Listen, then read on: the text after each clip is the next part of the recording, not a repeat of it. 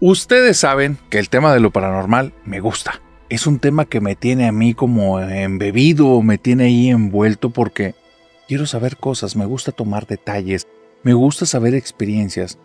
Y me acabo de topar con una historia de un tema que no había escuchado. Este es un tema que para empezar les recomiendo que lo tomen con pincitas. ¿Por qué? Porque las cosas que les estoy a punto de decir contradicen a muchos expertos en el tema de las posesiones y los exorcismos. Es algo extraño y no te puedo confirmar que sea algo veraz, pero definitivamente la historia está sumamente rara. En Colombia, digamos que hubo un sacerdote católico que tuvo sus diferencias con la iglesia. Entonces decidió renunciar, pero solo a ser parte de la iglesia. Él siguió dando servicios. Cuando él era parte de la iglesia católica, era un exorcista.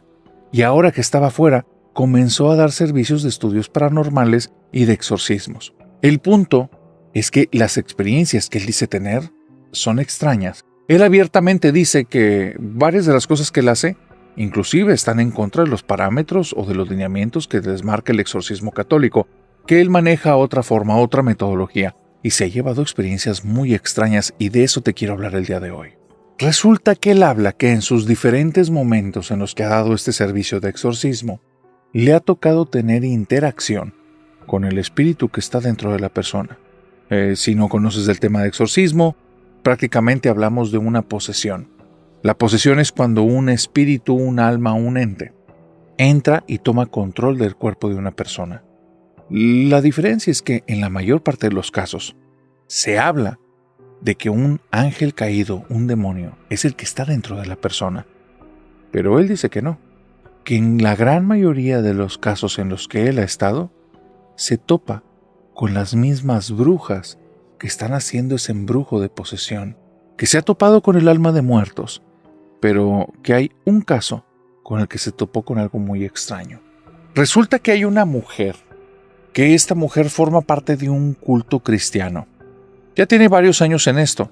Es una mujer muy guapa, muy atractiva, muy agradable, pero desde que entró al culto, comenzó a tener muchos problemas con su marido.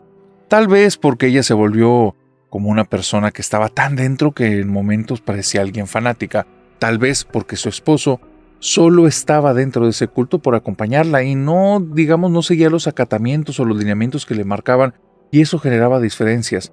Tal vez que estaba pasando algo más que ella no se daba cuenta. El problema es que después de un par de años se terminó separando. Ella y su esposo llevaban consejería dentro de ese culto. El pastor del culto los acompañaba a los dos por separado porque era lo más recomendable para ese caso.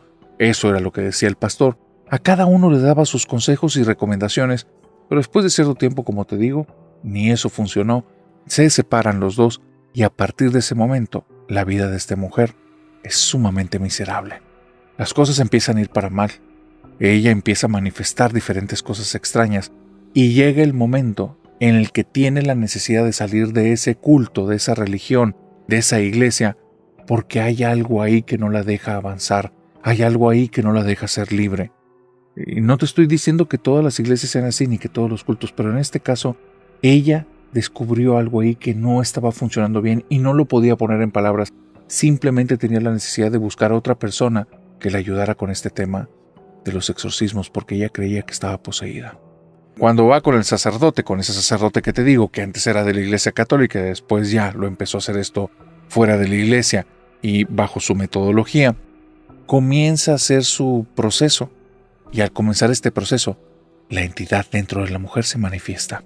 El problema o la situación es que aquel que está hablando ahora con boca de la mujer es un hombre y cuando le pide los datos, quién eres y todo, resulta que son datos conocidos, datos que en algún formulario en los pasados días lo llegó a escuchar ese nombre.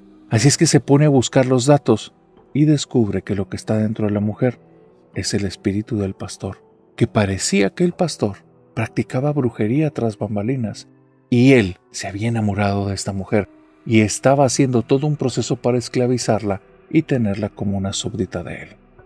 Después de hacer el proceso de hacer este exorcismo, las cosas salieron bien, pero no necesariamente para el pastor.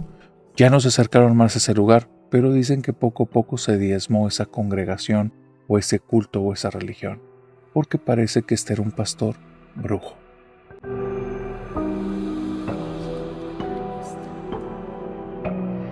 Estela, cuando tenía 16 años, descubrió que el infierno es real.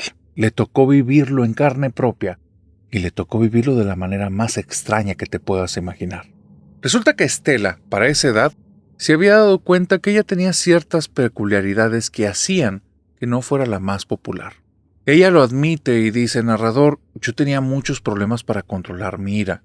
Cuando me enojaba, era algo que me asfixiaba, que me ardía en el interior, que era tan fuerte que yo en ocasiones tenía algunos blackouts. Y eso hacía que actuara de una forma sin pensar, sin poderme controlar. Y después tomaba conciencia y me sentía muy arrepentida y muy avergonzada. Pero para entonces había hecho grandes destrozos. A compañeros desde la secundaria les había roto las libretas, libros, reglas, lápices, plumas. Y en una ocasión dicen que me fui a los golpes sobre una niña. El problema es que yo estaba muy grandota y esta niña estaba muy pequeñita, entonces me sintieron como una aprovechada y desde ahí, narrador, me gané una popularidad que tardé años en quitármela. Cuando llego al tiempo de la preparatoria, yo vivo en una ciudad pequeña. La preparatoria a la que voy está muy cerca de la secundaria y prácticamente son casi los mismos alumnos los que están ahí. Y no te quiero decir, pero pues yo no era la más popular, ni la más querida, ni alguien que las personas quisieran tener cerca. Yo era la rechazada. Y ahora, después de muchos años de terapia, te lo puedo decir, lo entiendo perfectamente. Entiendo perfectamente por qué en ese momento yo no tenía ni amigos, yo no tenía personas con quien acercarme porque nadie me tenía confianza, me tenían miedo. Y me lo había ganado. En la preparatoria, en el primer año, ese miedo que me tenían, de cierta forma, me hizo sentir más fuerte. Me sentía más fuerte que todos. Llegaba ahí, usaba ropas que la gran mayoría no utilizaban. El uniforme que teníamos que llevar una vez al mes siempre era el día en el que yo llegaba de una manera rebelde, en la que había hecho modificaciones en mi uniforme y yo me sentía que era la distinta a todos. El problema es que todo eso, en lugar de darme popularidad, me fue alejando más de la gente. Cuando llegó el segundo año, por primera vez entendí lo que era la soledad y no fue nada bonito. Me sentía sola todo el tiempo. En mi casa, mis papás tenían muchos temas conmigo por este tema de la ira, me llevaban continuamente a terapia, pero hacía que fuera muy sofocante estar en mi casa porque todo giraba en torno a ese tema.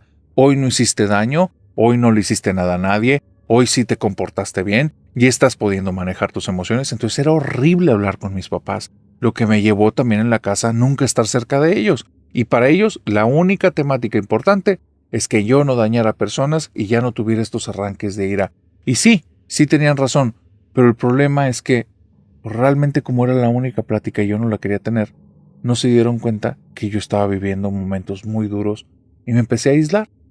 No tenía tantas cosas que platicar, empecé a cambiar mi ropa, empecé a utilizar la ropa que pasara como más desapercibida, ya no quería que las personas me vieran, porque cada vez que me veían o con desprecio, con odio o con miedo, y ya no quería sentir eso. Y poco a poco, narrador, me fui apagando, me fui convirtiendo en una persona absolutamente gris. Ese segundo año fue terrible, es el peor año que he tenido en mi vida. La soledad la sentía en cada segundo, en cada lugar en el que estaba. Para que me entiendas, todos los días desayunaba y comía sola, y ya por gusto propio me preparaba cualquier cosa en la casa, me iba a encerrar a mi cuarto y comía ahí, siempre en soledad. No era que yo antes hubiera sido la más popular, pero realmente de repente tenía una amiguita, de repente dos. En otras ocasiones me unía a algún grupo o algún grupo se sentaba conmigo. Ahora era nada, nulo. Ni una persona me quería ver, yo no quería que nadie me viera. Y eso hacía que toda mi vida estuviera como encapsulada en algún tipo de esfera invisible y todo giraba en torno a que los demás no querían estar conmigo y yo no sabía estar sola conmigo misma tampoco. Fueron momentos muy difíciles. Me daban ahora arranques de llanto, me sentía como una persona muy desdichada, en mi cabeza venían muchos pensamientos muy negativos porque estaba viviendo un momento muy oscuro y es ahí cuando conocí a Meli. Meli era una chica que llegó en el segundo año de la preparatoria, que venía de fuera de la ciudad, era una muchachita que tenía unos ojos como muy llamativos, muy penetrantes y su forma de vestirse no se parecía nada a los estilos de la ciudad. No sé de dónde venía, o más bien en ese momento no sabía de dónde venía, pero ella me decía que se vestía con ropas tradicionales de su gente. Te digo que ella me decía porque toda la gente le hizo el fuchi. Se vestía tan extraña que a las personas no les gustaba eso y la criticaban, y entonces ella se acercó conmigo porque vio que yo me sentaba aparte de los demás y se transformó en mi amiga. De la noche a la mañana, la niña de los ojos penetrantes que se vestía bien rarita era amiga de la que tenía arranques de ira y te podía arrancar la cabeza. Y ahí estábamos los dos por todos lados de la escuela y éramos las mejores amigas. Platicábamos de todo, o más bien, Meli me platicaba de todo y de cuando en cuando ella me decía lo mismo. Extraño mucho a mi novio. No le quería preguntar nada, no me quería meter mucho, simplemente que ella estuviera ahí conmigo y que me quisiera platicar para mí era más que suficiente, y tenía miedo que si decía algo o actuaba de alguna manera me podía entrar un arrebato de ira, la dañara y ahora sí me volvería a quedar sin amigas, sin conocidas, sin gente que me quisiera tratar. Y no iba a soportar que Meli, la que tenía esos ojos tan bonitos, tan penetrantes como con tanta fuerza, ahora me estuviera juzgando o estuviera hablando mal a mis espaldas. Yo sentía que no iba a poder con eso. Así es que empecé a ser cada vez más cautelosa, más callada, y le seguía todos los juegos a Meli. Si Meli quería ir a algún lado, yo iba con Meli. Si Meli quería desayunar X cosa, yo compraba lo mismo. Y desde ahí me empecé a perder en mi personalidad y me transformé en la segundona de Meli, y así estaba bien. Meli era una chica que poco a poco se iba empoderando más, era líder. De vez en cuando tenía pleitos con diferentes personas del salón porque no convivía de la misma manera o no entendía ciertas formas de pensar, y Meli no era de quedarse la boca callada. El problema es que ella lo manejaba muy bien, a todos los envolvía con sus palabras, y aunque tenía un acento extraño y eso hacía que muchos se burlaran de ella, intelectualmente se los llevaba, todos los barría, narrador. Así es que ser la segundona de Meli llegó un momento en el que era prácticamente para mí un trofeo. Era algo buenísimo porque la gente me empezó a respetar. Y cállate, yo estaba soñada, ya no me veían como la golpeadora, me veían como la amiga de Melissa, y con eso yo estaba feliz. Te cuento todo esto porque si no, no vas a entender lo que pasó. Un día me dijo ella que ella sabía la manera de poder hablar con su novio, pero que le daba mucho miedo que la fuera a juzgar. Casi, narrador, o sea, pisó mi botoncito, mi parte más emotiva, porque le rogué que por favor hiciéramos eso de hablar con su novio.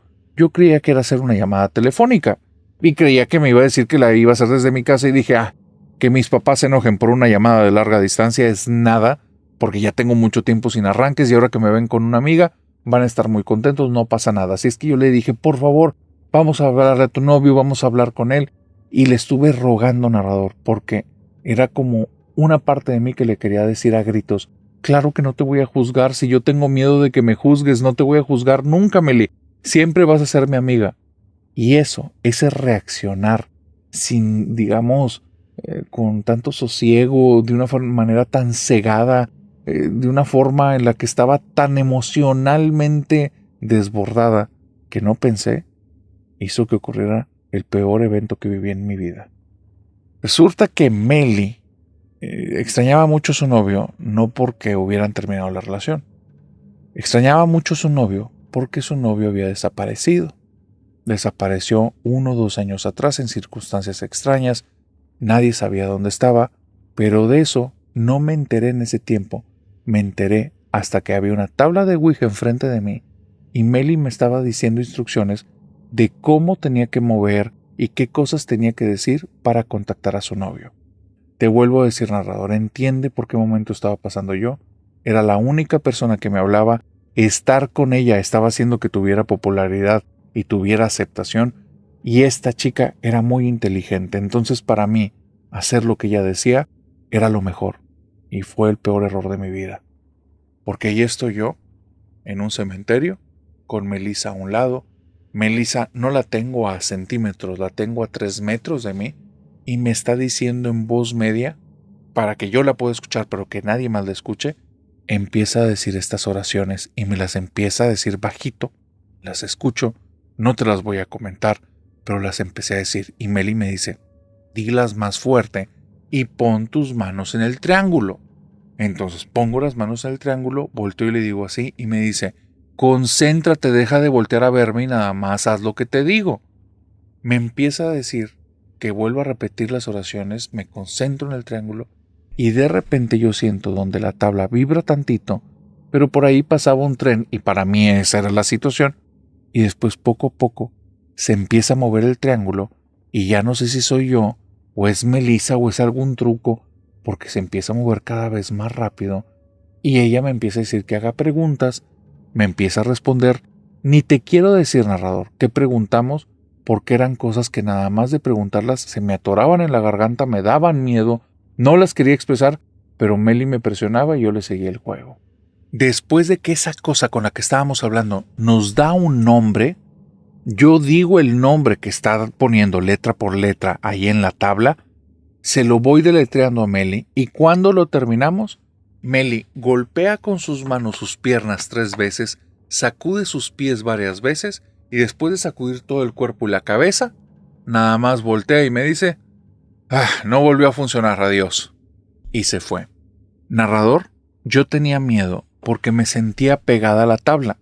No te quiero decir que estaba pegada porque ni siquiera intenté levantar las manos. Solo la sentía pegada y estaba sintiendo como si alguien, un adulto, lo tuviera parado detrás de mí y me estuviera observando. Y como Meli no me dijo nada, pensé ya me dejó aquí con alguna persona que está incómoda o está molesta porque estamos jugando esto aquí en el panteón. Entonces estoy ahí, tengo las manos en la tabla y volteo, nada más para decirle, ya nos vamos, perdón. Y cuando volteo, no veo un cuerpo, pero veo 2 ojos verdes que me están viendo y me hacen gritar porque no veo el cuerpo ni la cabeza ni nada, solo son 2 ojos casi pegados a los míos. Entonces veo eso, aviento todo, me aguanto el grito y donde volteo, Meli sigue caminando, va hacia afuera del panteón, no hay nadie ahí, yo dejo las cosas en ese lugar, la voy siguiendo y conforme me voy acercando, ella empieza a acelerar el paso hasta que llega un momento que Meli se va corriendo, me deja atrás y listo. Nunca me volvió a hablar. Al día siguiente en clases era como si yo no existiera, le dirigía la palabra, se cambiaba de banco, me decía ya deja de molestarme, no me interesa hablar contigo y así empezó a comportarse conmigo. No entendía, narrador, qué estaba pasando. Pero 3 semanas después me quedó claro qué estaba pasando. Estoy en mi habitación. Son cerca de las 11 de la noche, para esto habían sido las 3 peores semanas de mi vida, me la pasaba llorando, Meli me dejó, no me había dado cuenta, pero yo tenía un tipo de dependencia hacia ella. Las personas, ahora que Meli me trataba mal en la escuela, se burlaban de mí como no tienes idea. Yo era la peor, la más apestada, fue el momento más horrible que he tenido, o bueno, lo había sido hasta esa noche. Estoy en mi casa, estoy mal, estoy deshecha. Para mí el mundo se acabó, es lo que estoy pensando. Y estando ya acostada en la cama, se abre la puerta de la habitación. Alguien entra caminando por el tipo de caminado que se siente pesado, lento. Creo que es papá. Y nada más digo, déjame en paz, no estoy de ánimo para platicar. La cama se hunde, se está sentando al lado mío. Y eso ya lo he hecho muchas veces. Y lo que va a hacer en ese momento va a ser empezarme a decir algún tipo de sermón que no quiero escuchar. Entonces nada más volteo y le digo, ya déjame en paz y vete. La puerta está abierta, la cama está hundida, pero ahí no hay nadie. Y me quedo viendo la parte hundida de la cama y donde estoy viendo eso, siento que una mano me agarra de debajo de la quijada y me aprieta la boca y ya no puedo hablar porque estoy muerta de miedo. Y de una forma muy lasciva, algo me respira en el oído. A partir de ese momento, narrador, ese visitante invisible, todas las noches, durante casi un año, me estuvo visitando en mi habitación. No te voy a contar detalles, pero hasta ese momento yo nunca había tenido pareja y te quiero decir que mi primera pareja fue algún tipo de demonio. Y creo que me entiendes a lo que me refiero. Pasó mucho tiempo hasta que me enteré de varias cosas. Yo no era la primera con la que Meli hacía sus juegos. Ya eran 3 personas con las que Meli, invocando a su novio, terminaba trayendo un incubo, y yo era la tercera víctima. Tuve que ir con sacerdotes, con santeros, con personas que sean limpias, y hasta que pasó un año, no sé por qué, me dejó de molestar en lo físico. Pero mis sueños, 3 años más. Mis sueños eran las cosas más perturbadoras y enfermizas que te imagines, y yo en ese tiempo no era una persona que consumía terror.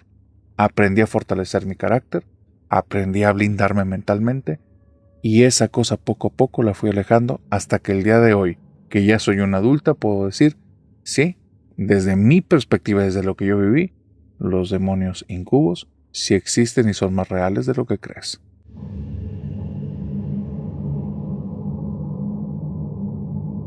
Nunca confíes por confiar en personas que se autodenominan guías espirituales o te puede pasar esto.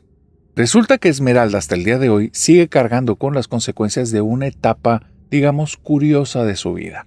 Esmeralda vivía como parte de un hogar cristiano, pero cristiano al punto de ser muy exigentes, demasiado inmiscuidos en el tema de religioso, que para ella nunca se sintió identificada, y cuando cumplió cerca de 17, 18 años, se transformó en la antítesis de todo lo que sus papás querían. Estaba harta, fastidiada, bomba, la tenían pero reventadísima con ese tema. Así es que ahí comenzó una etapa de ella de una rebeldía intelectual y espiritual. Todo lo que fuera contrario a lo de sus papás para ella era bueno, todo. Brujería, pasa. Santería, pasa.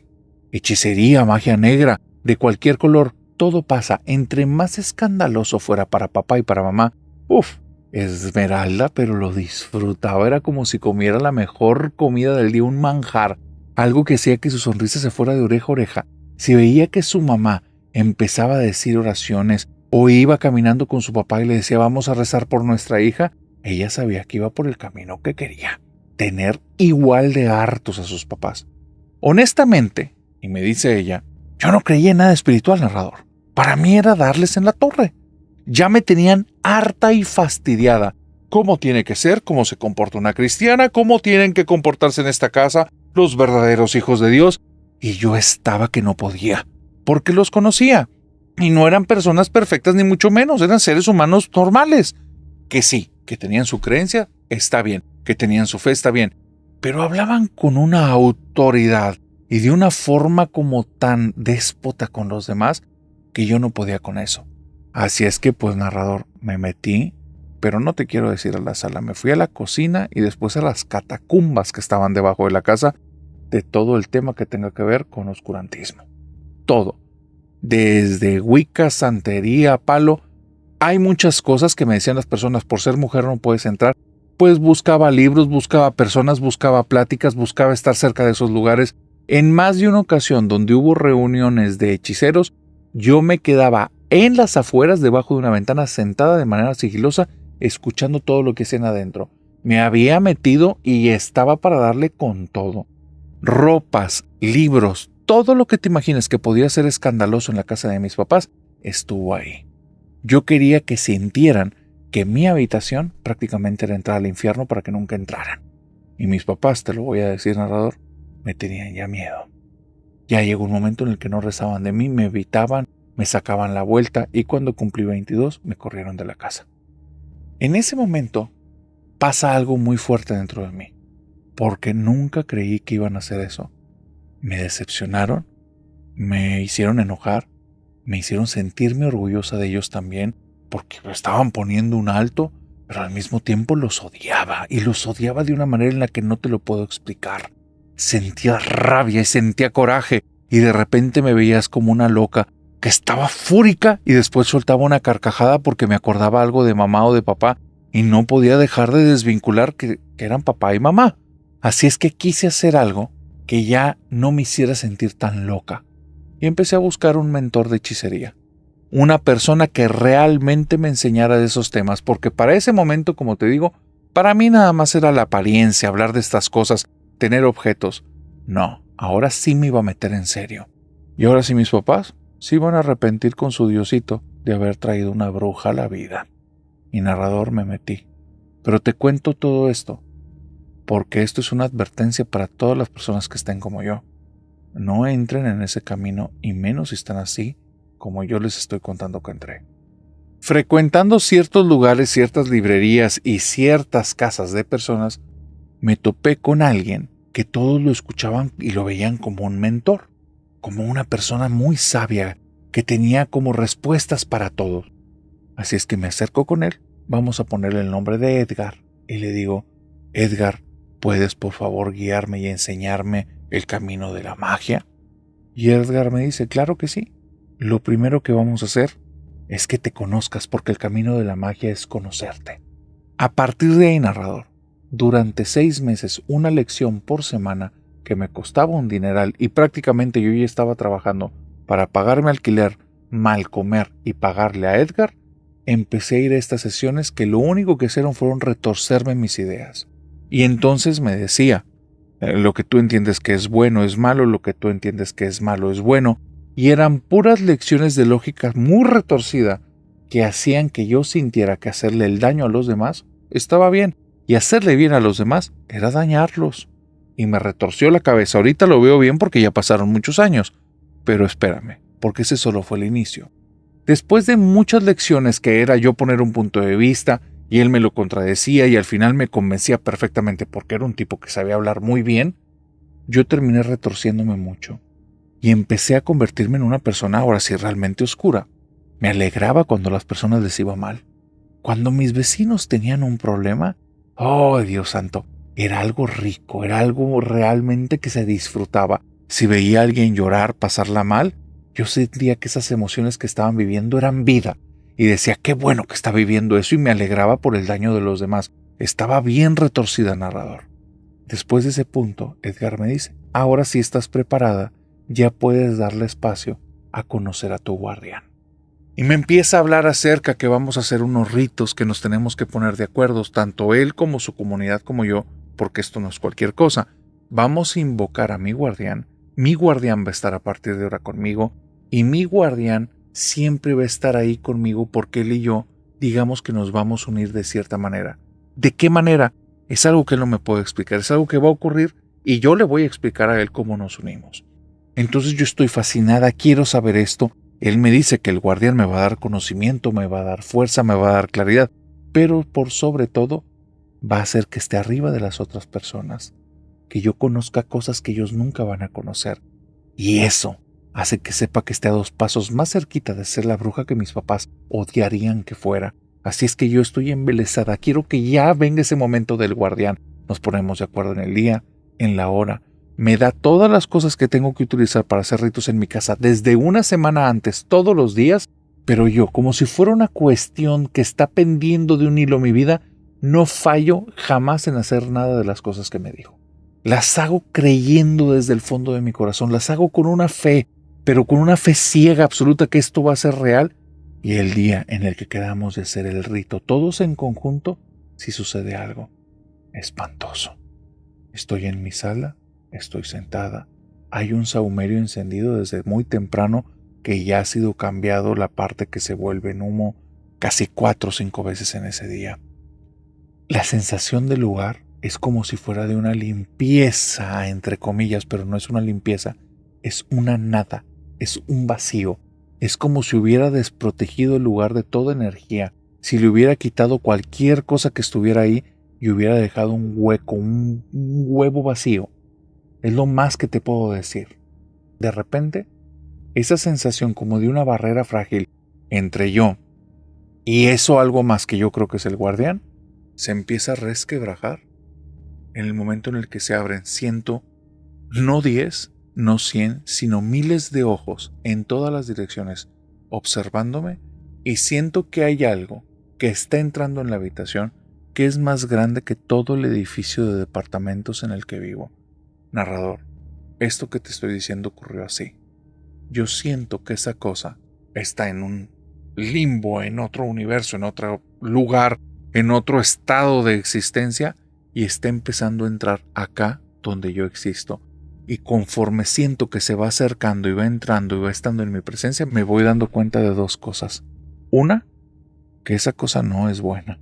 No es buena en absoluto. Le tengo un miedo, un terror que no tienes idea. Es algo que me nace. Es la sensación que si yo sigo ahí, no voy a sobrevivir. Y lo segundo, es que hay algo en esa energía que estoy sintiendo ahí que está buscando conectarse conmigo como si fuera un cable y yo algún tipo de enchufe o lugar en el que se pueda conectar. Entonces quiero levantarme, no tengo fuerzas en mis manos, no tengo fuerzas en mis pies. Hay algo que me está sosteniendo al piso. Quiero gritar, ya no soy dueña de mi boca ni de mis ojos, simplemente debo de estar ahí. Y escucho de repente, a lo lejos, un grito de una vecina que yo conozco y le he escuchado gritar 1000 veces porque se lleva horrible con su pareja, pero esta es la primera vez que le escucho gritar de miedo. La luz se va en mi departamento, no me puedo mover, no puedo hacer nada. Escucho que una persona abajo de mi departamento comienza a gritar de miedo y empieza a tocar una puerta pidiendo ayuda. En eso estoy ahí. Yo estoy al borde de un ataque de pánico, sin poderme mover, sin poderme expresar nada, y en eso siento que esa cosa se conecta conmigo, y como si hubiera una mano, una garra o algo tomando mi corazón, comienza a presionarlo, y yo empiezo a sentir en ese momento un infarto. No te puedo explicar la cantidad de dolor que siento que el corazón en cualquier momento va a dejar de latir porque algo lo está presionando con una fuerza tan horrible, tan atroz, que no está permitiendo ya que haga su trabajo.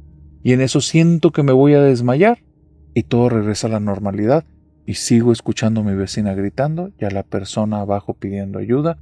Me espabilo, comienzan a salir lágrimas de mis ojos por la cantidad de miedo que estuve conteniendo. No puedo llevar nada a expresar con la boca y empiezo a devolver todo lo que tengo en el estómago por miedo, por ansiedad, por lo que tú quieras. No sé en qué momento dejaron de gritar mis vecinas, nunca les quise preguntar qué fue lo que pasó. Pero desde ese día comencé a desarrollar una cardiopatía y al mismo tiempo una sensación horrible. Cada vez que mi corazón empezaba como a detenerse, como a sentir una punzada, empezaba a sentir que algo cerca de mí se rompía y un montón de ojos me empezaban a observar y algo se acercaba. Después de una semana, que era el tiempo que me había pedido esta persona para ir con él, y explicarle esto, después de una semana llego rogándole que por favor rompamos las cosas y él se está riendo y me dice, ¿pero por qué si funcionó de maravilla? Todos acá sentimos que la invocación fue buena, ¿por qué quieres romperlo? Dice, porque el guardián me va a destruir. Y me dice, pero de una manera, narrador, que al día de hoy me acuerdo y me dan unas ganas de golpearlo y golpearlo hasta que quede sin fuerzas. Y se me queda viendo y me dice, ¿por qué? ¿Cómo te conectaste? Pero como si él no supiera lo que pasó y al mismo tiempo me daba cuenta que me mentía. Y le dije, sentí que algo vino y se conectó en el corazón. ¡Ay! Te tocaron las difíciles. Bueno, acuérdate que tú formas parte de esta comunidad y lo que tú sacrifiques es bien para todos. Y desde ahí, narrador, entendí que había caído en una trampa. Este tipo lo que invocó no era mi guardián, yo no sé qué era lo que hizo, pero esta cosa, desde ese día, y eso pasó hace 15 años, me acompaña y sí, al día de hoy padezco del corazón y mi calidad de vida se ha ido al carajo. He buscado de todas las maneras que te puedas imaginar que rompe ese vínculo porque al final no entiende ni qué es lo que tengo, pero mi corazón no funciona bien y ese sentirme observada de cuando en cuando aparece, especialmente cuando mi vida parece que se va a volver mejor o más feliz.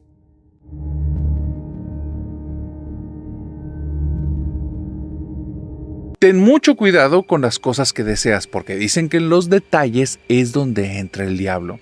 Y eso le pasó lamentablemente a Laura y a Roberto. Laura y Roberto son dos personas que se conocen muy bien y no tienen por qué andarse con minimidades ni con andar con apariencias. Los dos son súper vanidosos. Personas vanidosas pero en extremo. Roberto le dedica buena cantidad del día en hacer ejercicio, en hacerse tratamientos de la piel y en elegir la ropa con la que va a salir y con la que lo van a ver, porque le gusta dar una cuestión como de imagen. Vuelvo a decir, no es un tema nada más de apariencia, de querer aparentar algo, no. Él se considera guapo, hace muchas cosas para ser guapo y le invierte mucho para estar guapo. Entonces, a las personas les resulta atractivo. Y él, si le preguntan, ¿eres vanidoso?, voltea y sonríe y dice, pues esto no es gratuito. En el caso de Laura, Laura es igual. Le dedica horas al gimnasio, un montón de tiempo para tratamientos de la piel y el cabello. Muchas de sus pláticas giran en torno a temáticas que tengan que ver sobre la estética, lo linda, lo atractiva, lo bella que es. Y ellos dos, siendo de esta forma, se conocieron así hace cerca de 35 años. En ese tiempo, los dos eran un par de estudiantes en la carrera de medicina y conociéndose así de esa forma, Fue como si dos imanes de polos opuestos se encontraran porque de repente estaban ahí con una fuerza tremenda, en un atractivo brutal, una química fuerte, y empezaron a darse cuenta que eran una gran pareja. Que aunque para muchos de las personas en su entorno con el tiempo a veces se fastidiaban un poquito, les sacaban la vuelta, porque ellos estaban siempre con el tema de la estética, la belleza y cosas de ese tipo, pues para las personas a veces ya era como estar mucho hablando de lo mismo, y en ocasiones tenían amigos y en ocasiones estaban solos, pero ellos dos juntos eran una bomba. Cumplen 5 años de novios, cuando terminaron la carrera y cuando deciden la especialidad. Iba a ser un tema entre cirugía plástica, medicina estética, cuestiones dermatológicas. Uno estudió una cosa, el otro estudió la otra. No importa, el punto es que siguieron siendo pareja y las personas a su alrededor llegó un momento en el que los consideraban personas insoportables. Todo el tiempo, las cosas que iban aprendiendo dentro de estas especialidades volteaban a verse a sí mismos y se planteaban como si fueran los mejores, el mejor ejemplo. Y eso ya empezó a ser entre los especialistas que esto fuera muy pesado. ¿A dónde los orilló? Que con el paso de los años, Roberto y Laura eran los únicos que se entendían. Nadie a su alrededor los entendía. No se sentían aislados ni siquiera con necesidad de tener más personas. Pero ellos ya tenían un negocio, que era un negocio muy próspero. Ellos eran tan atractivos físicamente que como estaban en el tema de la estética, pues prácticamente cuando alguien los veía se quería ver así. Y eso sí que tuvieron unas ventas tremendas. En nada se casan, tienen una casa, tienen un par de niños y ahí comienzan las cosas a ir bastante mal. Que esto que se entienda no es una opinión, es un suceso, es algo que ocurrió. Así fue. Cuando Laura se embaraza de su segundo hijo, que es una hermosa niña que a su manera la quiere con todo su corazón, hay un pequeño detalle. Y es que por primera vez sí le van a tener que hacer una cirugía porque va a tener que salir la niña por cesárea. El cuerpo inmaculado, que siempre ha estado hermoso y que después de su primer hijo, 6 meses después, estaba exactamente igual y mejor, ahora iba a tener una marca permanente, la cesárea. Para ella fue un golpe tan tremendo. No te puedo explicar el nivel de depresión que llegó a sentir. Al principio, los primeros meses con su niña, no podía tener una relación porque era una relación amor-odio. Ahí estaba esa marca que le había quitado su belleza, ya no podía utilizar ciertos tipos de ropas en su forma de ver las cosas porque fue la decisión que tomó. Y entonces ella empezó a utilizar ropa más holgada y eso la llevó poco a poco a descuidarse en sus estándares y empezar a engordar un poquito. Tiene un problema relacionado con cuestiones de hormonas por ciertos temas de la edad y ciertos temas del organismo que hacen que suba otros kilitos, no mucho, pero sí lo suficiente para ella para que comience con un tema de depresión que no tienes idea. Y a partir de ahí, su esposo, Roberto, no dejaba de escucharle el mismo mantra en la casa. Yo no quiero llegar a vieja. Yo no quiero llegar a vieja. No, yo ya dije que a vieja no voy a llegar. Yo me tengo que ir antes. Yo no quiero verme mal. Vuelvo a decirte, estas no son opiniones. Eran formas de pensar de ella, eran las cosas que ella expresaba. Y Roberto le decía, por favor, mi amor, tú estás hermosa, tú estás muy linda. Él con el tiempo empezó a dulcificarse mucho. Se daba cuenta que esa forma de pensar lo único que hacía era hacerse daño a sí misma, a ella, no aceptarse. Y lo empezó a entender.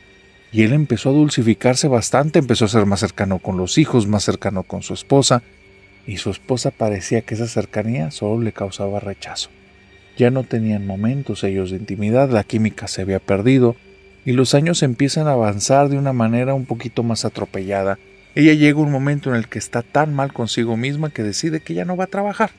Ya no quiere salir de casa, va a estar exclusivamente con sus niños y una y otra vez se repite el no, hija, aprovéchame ahorita que estoy aquí porque yo no voy a llegar a vieja. Y entonces Roberto cuando escuchaba eso le decía, no le digas eso a nuestros hijos, por favor, sé prudente, mujer. Está bien que sea un tema en el que tal vez tú piensas, pero no se los estés expresando si los vas a dejar ahí traumados. Y después Roberto le decía, y aparte no estás considerando cosas, no quieres ver a tus hijos crecer, no quieres conocer a tus nietos. Y ella decía, que lleguen pronto porque de vieja yo no voy a estar. Y sabes algo, ten mucho cuidado con lo que deseas, porque realmente ella estaba bien de salud. Y por ahí de los 40, 42 años, empezó a irse para abajo empezó a subirse mucho de peso, no encontraban qué tenía, año con año estaba con un diagnóstico que cambiaba a los 6 meses, a los 8 meses. Roberto está en el tema de la medicina, tiene conocidos, lo lleva con súper especialistas, con gente muy buena en el área y no entienden lo que pasa hasta que un doctor le dice, mira, te lo voy a decir no como médico, como amigo. Ella está deseando tan fuerte no llegar a vieja que ya la escucharon de allá arriba. Yo creo que es eso. Y dice, no me digas eso. O sea, de médico a médico, no te lo digo como médico, te lo digo como amigo. Dile que deje de pedir eso, porque no le encuentro qué es y ya le buscamos por todas partes. Ella se está vendiendo una idea y tal vez ya se la vendió a alguien más. Dile que cambie su forma de ser. Y a partir de ahí, Roberto tiene una misión. No importa cuánto le cueste, tiene que hacer que su esposa empiece a pedir llegar a vieja, porque si no parece que realmente su deseo se va a hacer realidad. Pero no lo logró. En año y medio, la esposa se deterioró tanto que simplemente le dieron indicaciones de intentar estabilizar un poco las cosas, de intentar que tuviera todavía un poquito de calidad de vida, y de un momento a otro, ese espíritu se desvaneció y se fue de aquí, y Roberto se quedó solo, con sus hijos y sus hijas, que en ese tiempo, estabas hablando que tenían menos de 15 años. Roberto le pega tan fuerte este momento, que se siente traicionado, deshecho, por todo, por Dios, por los ángeles, por la Virgen, porque él era católico, al mismo tiempo por su esposa, por su pareja que nunca cambió esa forma de pensar, por el karma, por la vida, por el destino, por todo, y estaba que se lo llevaba a la fregada y se transformó en una persona llena de enojo. No con sus hijos, a ellos los trataba muy bien, pero él, cuando estaba solo, sentía tanto coraje y tanto enojo que se le empezó a marcar en el rostro. Las primeras marcas que tenía estéticas le decían, ¿es de coraje? ¿Son caras que haces para controlar tu coraje? Si ya no quieres tener esas marcas, recordemos que estamos hablando de una persona que la cuestión estética era importante para él, aunque ya le había bajado, seguía siendo un tema. Pues cuando aparecieron estas marcas le impactaron mucho, va y se revisa y le están diciendo eso, es coraje. Y él le hace todo el sentido del mundo porque estando solo siente un odio tremendo. Y en ese momento él se da cuenta que si no cambia las cosas en su vida se va a ir a pique. Y no quiere eso ni para él ni para sus hijos, no se lo merecen. Y empieza un camino espiritual. Empieza por donde escuchó que estaban hablando para algo, rezos o cosas que le recomendaron. Dice, empecé con una combinación de todo lo que me pusieron enfrente. Yo le decía sí. Practiqué budismo, hinduismo, cristianismo, catolicismo, de todo. No te sé decir en qué momento el odio se me fue. Dice, pero en el momento en el que se me fue el odio, vino algo que hizo que pusiera en tela de juicio todo. Mi esposa, que ya tenía 5 años de haber fallecido, se nos empezó a aparecer a mí y a mi familia. Para este momento, te estoy hablando que una de mis hijas está a nada de graduarse de la universidad.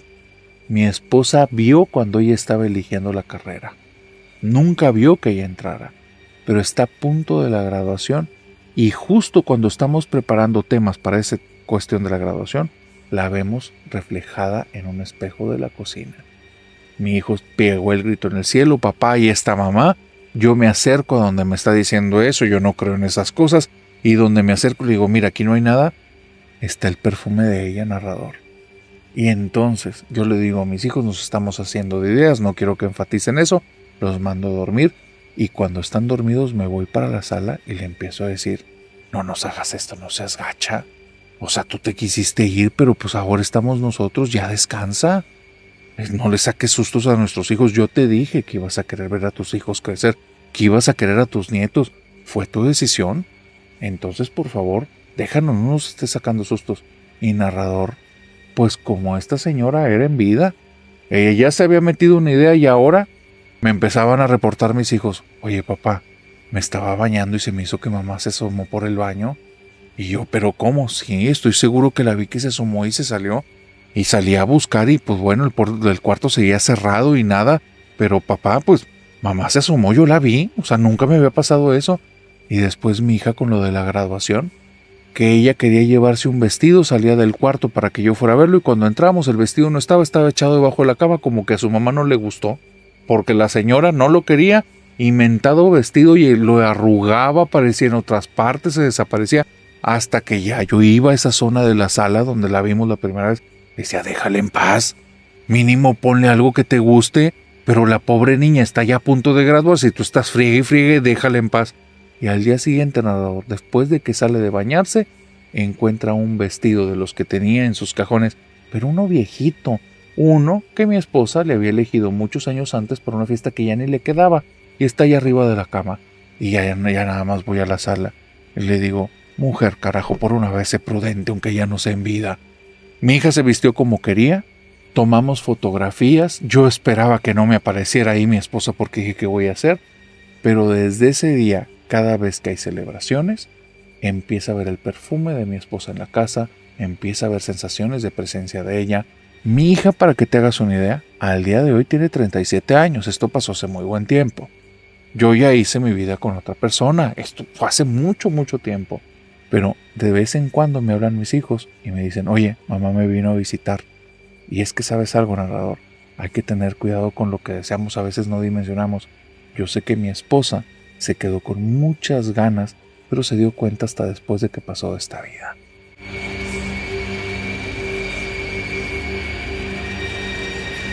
Esta última historia de la que te voy a contar en este episodio, te recomiendo que tomes tus precauciones y si estás a punto de dormir, mejor la pauses y la termines mañana, porque va a ser algo que definitivamente te va a dar dulces pesadillas. Narrador, me llamo Lupita. Así inicia uno de los correos más pesados que me han mandado al canal. Narrador, te quiero contar la historia de mi vida. Al día de hoy soy una emprendedora, tengo mi propio negocio, me va muy bien, muy bien.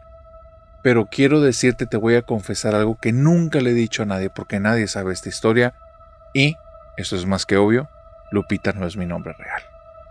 Todo esto que he hecho a lo largo de mi vida, este esfuerzo por mis estudios, por hacer mi empresa, por tener dinero, todo está hecho por miedo.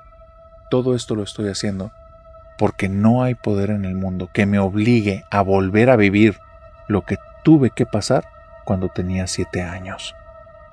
Yo soy hija única, no tengo hermanos ni hermanas. Mi mamá y mi papá se llevaban muy mal. Mi papá, ya ahorita lo puedo decir de manera abierta, era una persona que solo se quería a sí mismo, pero no nos quería ni a mí ni a mi mamá. Se empezó a dar al alcohol y a sustancias más pesadas y golpeaba a mi mamá y a mí todos los días. Gracias a Dios y al destino, un día esa persona nos dejó y quedamos abandonadas.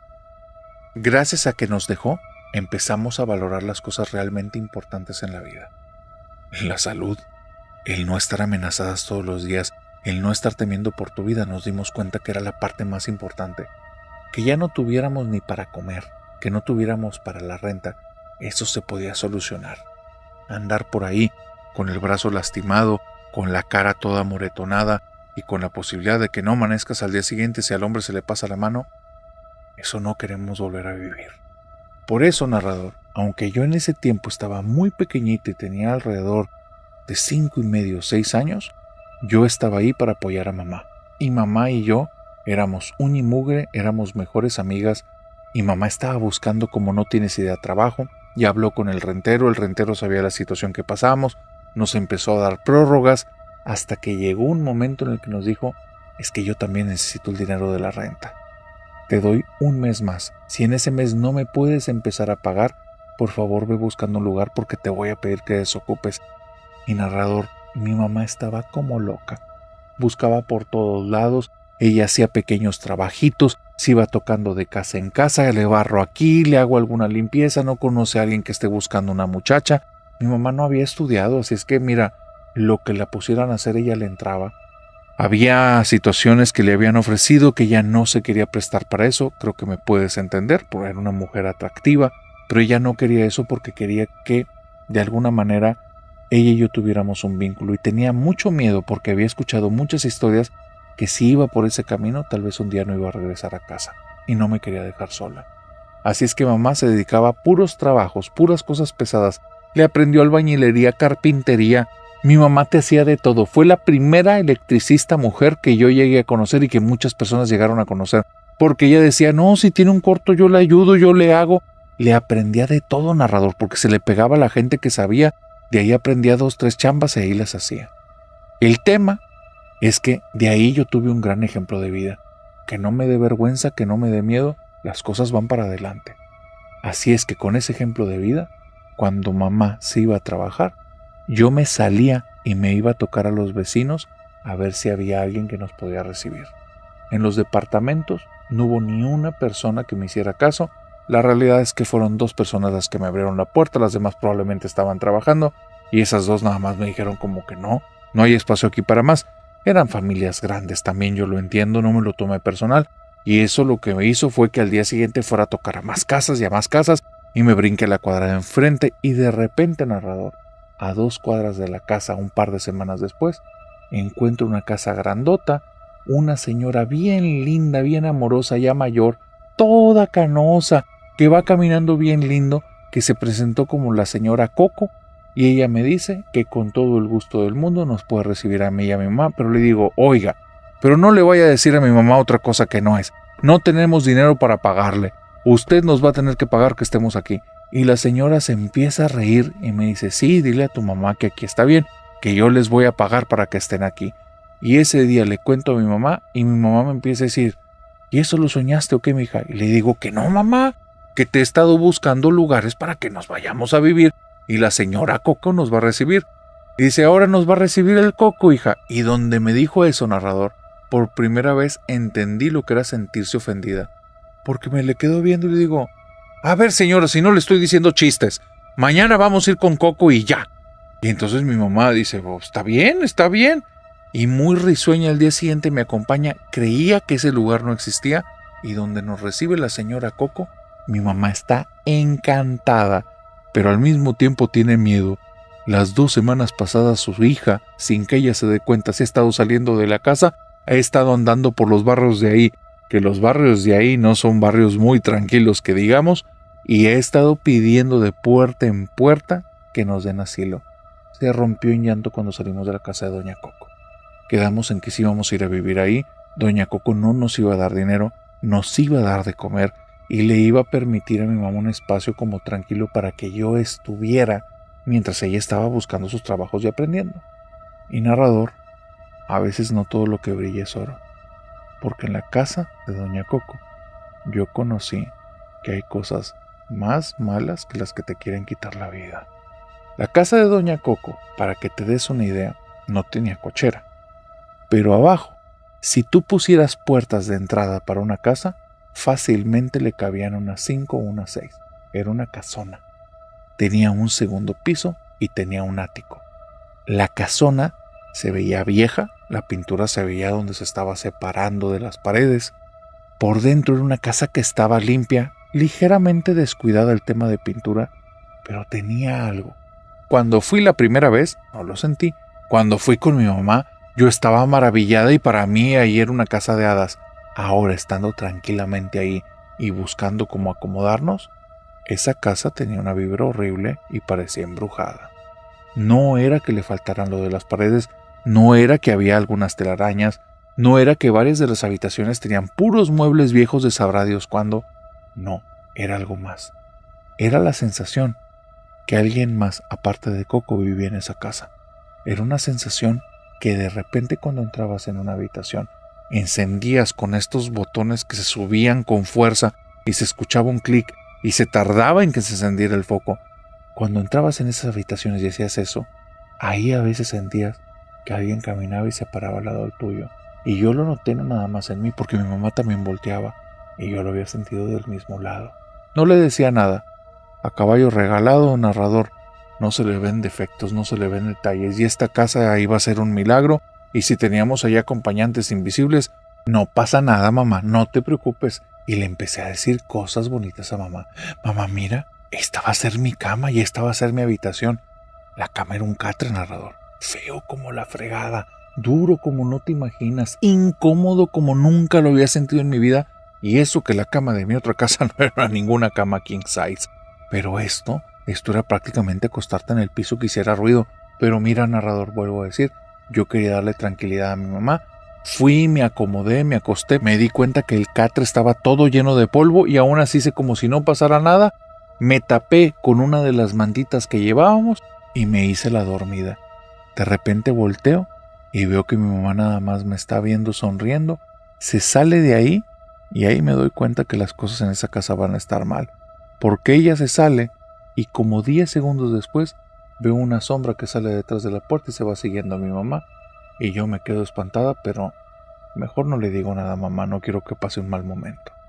Vivir en la casa de Coco se transformó de mal en mucho peor. Todos los días había sustos. Yo intentaba que mamá no les prestara atención, pero cuando mi mamá iba caminando hacia el baño y se escuchaba que se abrían las llaves, yo sabía que no era yo y que no era Coco, porque Coco estaba en la cocina, pero las llaves estaban abriendo solas. Y mi mamá me decía, mija, por favor, cuide el agua. Y yo me tapaba la boca con las manos para hacer como si estuviera en otra habitación y le decía, sí, mamá, ya la apago.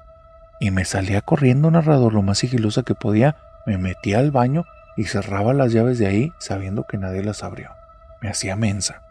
Cuando mamá empieza a buscar trabajo, empiezan a pasar cosas bien raras.